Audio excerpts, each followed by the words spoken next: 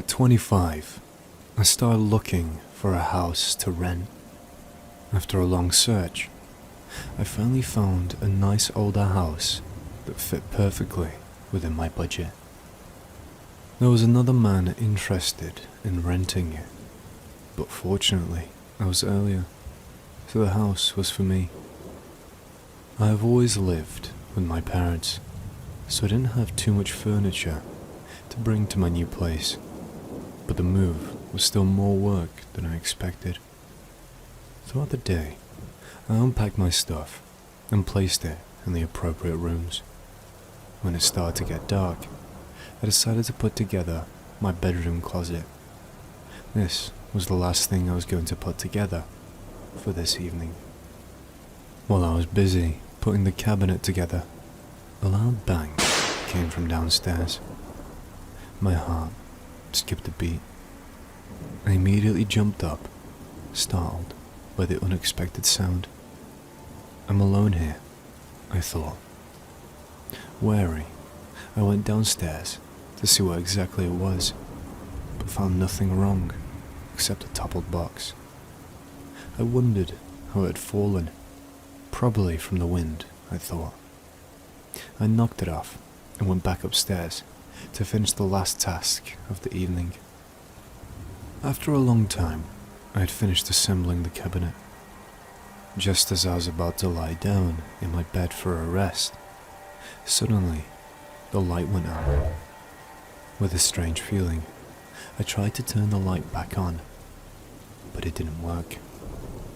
I checked to see if my cell phone, which I had plugged in, was still charging. But no, that didn't work either. I then realized that the power had gone out. I felt uncomfortable. Something wasn't right.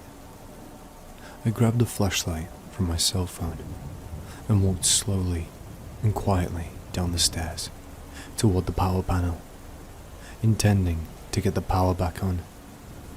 As I walked down the stairs and came around a corner, I froze. There was a man standing in the doorway of the kitchen. A man dressed all in black stood there. He looked at me in my eyes, but did not do or say anything. I couldn't move, couldn't speak. I was just waiting for something to happen. With a slow movement, the man quietly closed the kitchen door and disappeared from my sight. I stood there, paralyzed, trying to realize what had just happened. Eventually, I managed to put my fear aside and get me moving again. I ran as fast as I could to the electricity panel, with shaking hands. I turned on everything that was turned off, and the light turned on. I hurried back to the kitchen and searched the entire house, but there was no sign of the man. I ran back to my room, locked my door, and called the police. Police arrived several minutes later and conducted a thorough search of the entire house, but there was no evidence of the man's presence. I was completely over my head and did not dare to sleep in the house alone, so I decided to spend the night at my parents' house. For a very long time, I felt that the man was still watching me. My friends tried to reassure me and attributed the incident to a bad joke, or that someone was just trying to scare me. I installed security cameras and extra locks on the doors, trying to better secure my new home against intruders. But no matter what precautions I took, the feeling of being watched remained. A few weeks later, I was almost asleep in bed when I heard a noise that immediately gave me flashbacks. It was not my imagination. Someone was trying to open my back door. Memories of the previous time this happened came back and scared me. Despite my attempts to move on, the man didn't seem to stop. He came back. My heart raced as I listened to his persistent attempts to enter. It took 5 minutes until the attempts finally stopped. I was relieved to know that my extra security measures had kept him out this time, but the fear continued to haunt me day and night. I couldn't escape the feeling of vulnerability in my own home, wondering why this man was fixated on me and what his intentions were. I began to think about who would want to do this to me, but I didn't have any enemies. The only person who came to mind was the other interested person in the house, probably to try to scare me away, or worse, to harm me. The thought took hold of me and made me question my decision to move into the house. Despite my fears, I was determined not to let this person scare me away.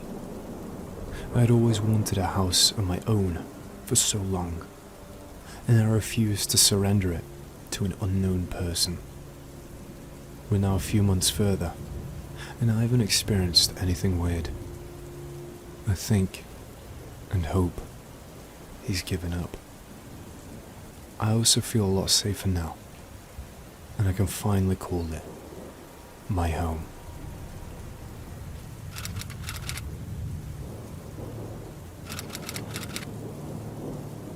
I was given a year by my parents to find a place of my own when I turned 19. This was because I had learned to live independently, and it was time to stand on my own 2 feet.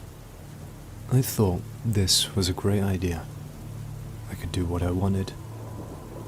After some searching, I found a small, affordable apartment complex with 10 units, one of which was still available. This was perfect as a first home of my own. I completed the paperwork and was allowed to move in after a month. When I walked into my new house, I felt a mix of excitement and nervousness. It was a cozy little apartment with a distinctive style, but I liked it, and that was the most important thing. Since I didn't have a lot of stuff, I quickly finished moving and was easily settled. I decided to sleep in the living room and to use the bedroom as an office to work on my personal projects. After setting everything up, I quickly noticed that the first few days went smoothly. The other tenants in the building seemed like friendly people with whom I occasionally had a little chat with in the hallway. But after a few days, I began to notice a strange man in the hallway. It was the man who lived in the apartment across from mine. He had a strange and scary look, and every time we crossed each other, I felt his gaze lingering on me. I did feel uncomfortable with him, but I didn't show it. I tried to shake off the weird feeling I was getting from him, but I remained cautious. I felt I had to be careful, so I became more vigilant when I was alone in the building. The strange events with my neighbor continued. Every time I stood in front of my door before entering, I would hear the peephole in his door opening and closing. It seemed like he was constantly watching me. Despite the disturbing experiences, I tried to maintain a sense of normalcy and focus on getting used to my new life. One evening, as I was watching TV in the living room, I suddenly heard knocking on my door. I went to look through the peephole. To my surprise, it was the man from across the hall. He was standing there in the dark hallway. I opened the door and kindly said hello. Without saying hello back, he asked me if I had any butter left, because he had run out of it. It seemed like an innocent question to me, but there was something strange about the situation. I walked to the kitchen to get the butter, but when I returned, he was gone.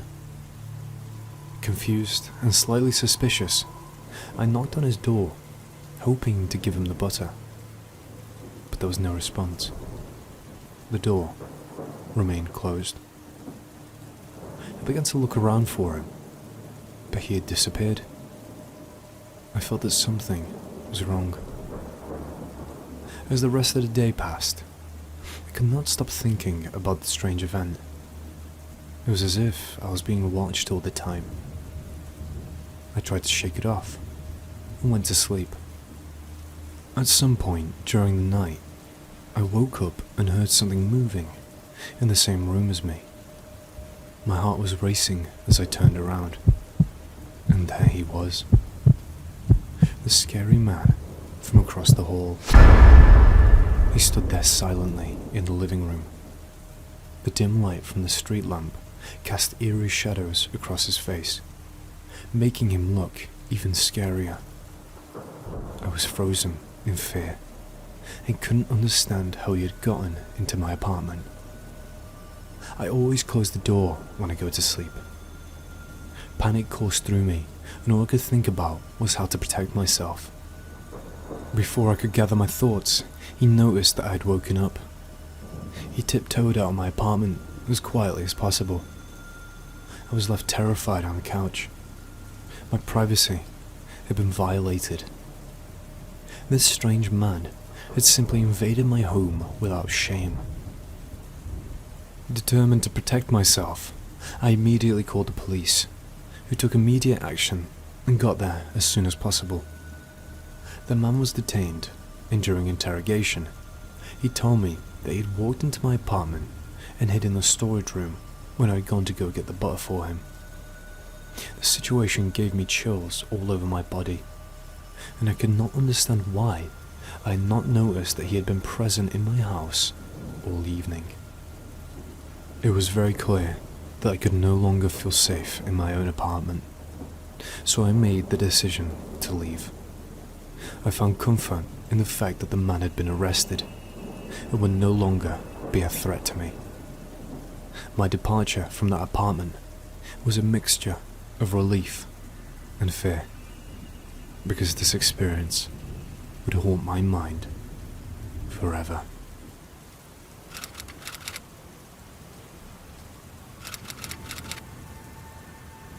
Moving to a new location can be very unsettling, which I didn't realize. In other words, as a 30-year-old man, all I'm trying to do is get by and create a life for myself. England appeared to be a new beginning and a clean slate. It was like a dream come true when I stumbled upon that historic mansion. I've always wanted to live in such a lavish setting and have my own personal castle.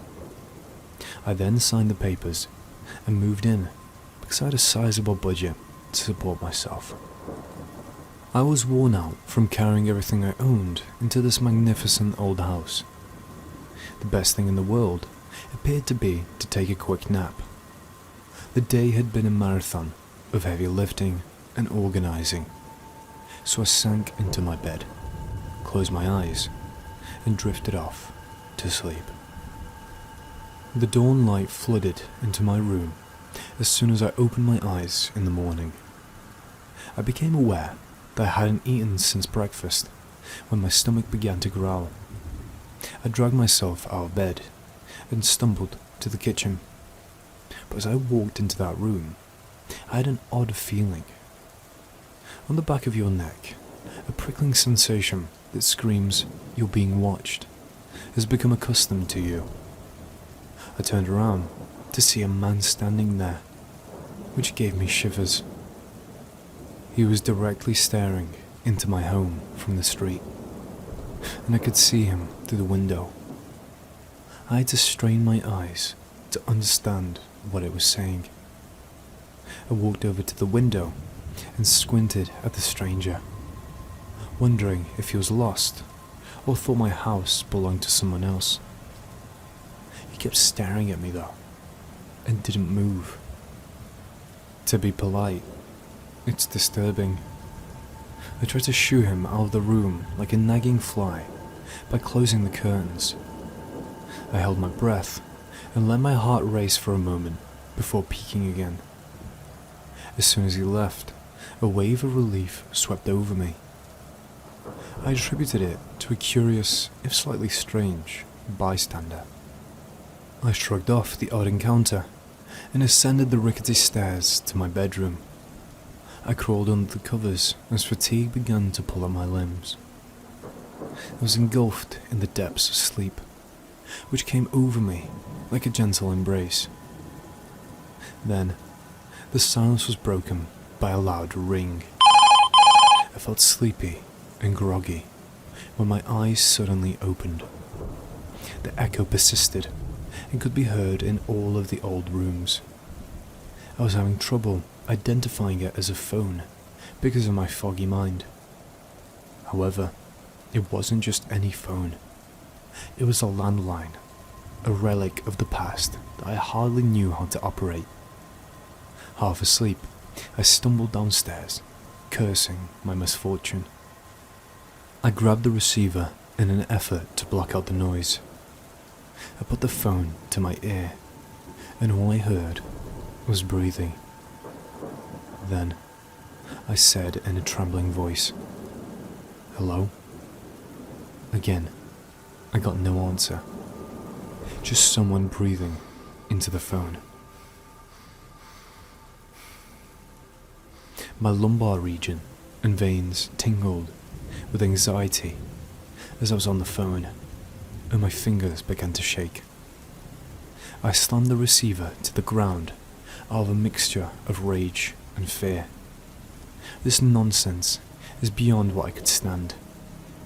I grabbed the old phone and ran back to my room, vowing never to let it surprise me again. Even so, it did. It rang once more, its sharp sound stabbing my nerves. While getting ready for questions, I reached for it. Then, with a cold, calculated voice, he slithered through the crowd. "I'm waiting for you. Come downstairs." My veins were extremely chilly. I summoned the courage to tiptoe downstairs, while clutching a glass bottle of water like it was a lifeline, wondering who this was. Was he in my house, making fun of me? Or was it some sick game or sick prank? As I got closer to the ground, the floorboards began to creak under my feet, and my heart began to beat against my ribs. Standing there, leaning his nose against the window, was the man with the menacing grin. I froze as fear overcame me. He was the same individual who earlier had been standing in the street watching my sanctuary. I ran back upstairs, picked up the phone, and immediately dialed 999. They rushed in as the sirens sounded, and their presence soothed my frayed nerves. However, the stranger had already left, leaving nothing but a terrible feeling of having been mistreated. He had visited and invaded my privacy because only footprints could be seen in the yard, which proved he had done so. However, the unease persisted like a persistent fog as time and life progressed. I lingered there, the memory of that strange encounter bothering me. But as the days turned into weeks, I startlingly realized the stranger had vanished with no sign of him. There won't be any more unsettling phone calls or ominous glances. I could never quite shake the feeling that someone was watching me, though. The creaks and shadows of that old mansion constantly reminded me of that horrible incident.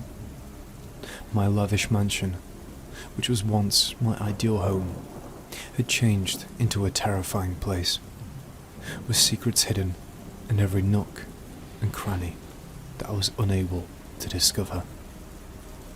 As I moved through this enormous mansion, I constantly checked behind me, because the image of that man and his menacing smile haunts me. I'm trapped in a state of uncertainty, and paranoia in my lovely home, which has turned into a gilded cage.